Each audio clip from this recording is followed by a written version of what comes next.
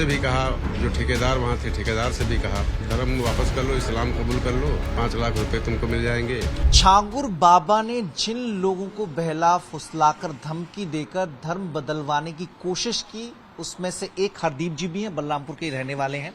हरदीप जी, पूरी किस्सा बताइए कि कैसे ये लोग अपना काम करते हैं, कितने लोग इनके गिरोह में शामिल हैं, कैसे अप्रोच किया जाता है? अब गिरोह का तो हम नहीं जानते हैं कि कितने गिरोह इनके हैं। मैं वहाँ एक मुंशी का काम करता था, जो बिल्डिंग बन रही थी। अच्छा, जो छांगुर बाबा की बिल्डिंग? छांगुर बाबा की बिल्डिंग थी, वहाँ मुंशी थे। बहुत दिन तक हम वहाँ काम किए हैं।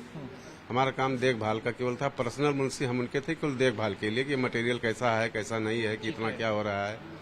कुछ दिन के बाद हमारे गांव का एक संचित नाम का लड़का था, उसको भी हम काम पे ले गए थे, वहाँ लगवाए थे। झाड़ू पोछा का काम करता था वो। ठीक है। उसको टार्चर किए, बहुत परेशान किए। उसके बाद जो है टॉर्चर से मतलब धमकियाँ दिए, ये किए, पैसे का लालच वोलच दिए कि ये कर देंगे, वो कर देंगे, शादी विवाह हो जाएगा।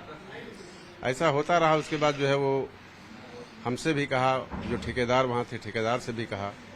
ठेकेदार आपसे क्या कहा? आप अपनी बात बताइए। हमसे यही कहा कि मतलब तुम धर्म को धर्म वापस कर लो, इस्लाम कबूल कर लो, 5 लाख रुपए तुमको मिल जाएंगे। तो ये किसने कहा और कैसे कहा? संचित से कहा, मतलब उन्होंने, छांगुर बाबा ने और नवीन ने। तो यही सब बातें चलती रही। कुछ 2-4 दिन बीत गया, 10 दिन बीत गया। उसके बाद हमसे भी वही चीज हमारे सामने भी आया। छांगुर बाबा ने बुलाया क्या, डेली मिलते ही थे, काम चालू था उनका, सुबह शाम आना जाना रहता ही था। कभी कभार नहीं आते थे और देखभाल रहता था तो पूछते जरूर थे, भाई मिलना तो ही पड़ेगा, मालिक जब नौकरी कर रहा हूँ तो मुलाकात तो होती ही थी। तो आप वो बताइए कि आपसे कैसे बात की, क्या कहा? बस यही लालच वालच दिए कि जो है मतलब तुम्हारे धर्म में क्या रखा है, इस्लाम कबूल कर लो, फायदे में रहोगे, घर बन जाएगा, पैसे हो जाएगी, दौलत हो जाएगी, ये सब लालच दिया उन्होंने। ये छांगुर बाबा कह रहे हैं? हाँ, तो हमें थोड़ा मजाक टाइप का लगा, हम अवॉइड कर गए। फिर 2-3 दिन के बाद उन्होंने हमारे साथ ऐसा किया। नबीन से हमारी झड़प भी हुई, यहाँ तक कि नबीन ने बहुत बुरा हमें गाली भी दिया। हाँ, इसी बात को लेकर झड़प को लेकर के फिर हम थाने पे भागने लगे, कोई सुनवाई नहीं हुई। उसके बाद 2 नवंबर 2022 में हमने मुकदमा पंजीकृत करवाया बलरामपुर में, न्यायालय में। लेकिन ये धर्म परिवर्तन का ही मुकदमा था? जी। फिर वहाँ से जो है वो पेंटिंग में कर दिया गया, क्योंकि वहाँ हम लोगों की सुनवाई नहीं होती थी। पैसा वाला था बाबा, उसकी सुनवाई होती थी, हम लोगों की सुनवाई नहीं होती थी। कुछ समय बीतने के बाद जब उसको पता चला कि हमने मुकदमा कर दिया है, तो उसने एक पिंकी नाम की लड़की जो हरैया थाना की है, उससे बलात्कार का मुकदमा हमारे ऊपर करवा दिया। अच्छा, मतलब ये है कि अगर आप धर्म नहीं बदलेंगे तो झूठे मुकदमे में आपको फंसाएंगे? झूठे नहीं, जब मैंने अपने धर्म परिवर्तन का बयान दर्ज करवाया, मुकदमा करवा दिया उसके ऊपर, तब उसको ये लगा कि हम फंस जाएंगे। तब हमको टार्चर करने के लिए उसने पिंकी नाम की एक लड़की से जो है मुकदमा मतलब डराने के लिए। अब डराने के लिए क्या, जब मुकदमा लिख गया तो डराने वाली क्या बात है? फिर तो सीधे कर ही रहा है अटैक। पुलिस रह गई बात पुलिस की। पुलिस हमारे घर पे गई सम्मन लेकर के, नोटिस लेकर के, लेकिन उन्होंने कुछ कभी कहा नहीं मेरे बच्चों को या हमको, किसी को नहीं। अच्छा, थाना उतरौला थाने के पुलिस हो चाहे गड़ास की हो, मतलब जांच पुलिस भी समझ रही थी और जांच भी निष्पक्ष। हाँ, पुलिस समझ रही थी कि सब गलत तरीके से फंसाया जा रहा है। उतरौला की जो पुलिस है, गड़ास की जो पुलिस है, गड़ास थाना की, ये लोग सब जानते थे कि बाबा इस लायक है। हाँ, ये टार्चर कर रहा है, फंसा रहा है। कभी पुलिस वालों ने हमें तकलीफ नहीं दिया। तो उस मामले में अभी चल रहा है कोर्ट में या बरी हो गए आप? चल रहा है मामला, बरी कहाँ हुए हैं, मामला तो हमारा चल ही रहा है। वही तो हम कह रहे हैं कि इसकी जांच कर ली जाए। एक जांच बैठे, जो विवेचक हूँ उसको जांच कर लें। अगर मैं सही गलत हूँ तो मुझे सजा दिया जाए, अगर मैं गलत नहीं हूँ तो उससे पूछा जाए कि तुम किसके कहने पर जो है मुकदमा लिखाई हो हरजीत के ऊपर। गलत तो नहीं कह रहे हैं। आपका गांव कौन सा था? रसूलाबाद। अच्छा, एक चीज बताइए हरजीत जी कि बाबा का बड़ा नेटवर्क है, तो उससे मिलने जुलने वाले लोग, चूंकि आप वहां पे केयर टेकर थे, तो मिलने जुलने वाले जो लोग आते होंगे तो वो आप जानते पहचानते होंगे, कितने लोग मिलने आते होंगे? ऐसा है कि सुबह 8 बजे हम वहाँ पहुँच जाते थे, 8-9 पे। शाम को 5 साढ़े 5 वहाँ से हम चले आते थे। ठीक है, कितनी संख्या रहती होगी? संख्या नहीं, पहली बात तो कभी कभार कोई आ गया तो आ गया गाड़ी उड़ी से, नहीं तो जो भी उससे मिलने वाले होते थे वो रात में मिलते होंगे। दिन में कौन आएगा? 50-60 लेबर काम कर रहे हैं, मिस्त्री काम कर रहा है। अच्छा। तो गलत काम करने वाला दिन में थोड़ी ना आएगा। अच्छा। रात में बाकी जैसे आसपास के गांव के लोग इस तरह के कुछ आते थे क्या?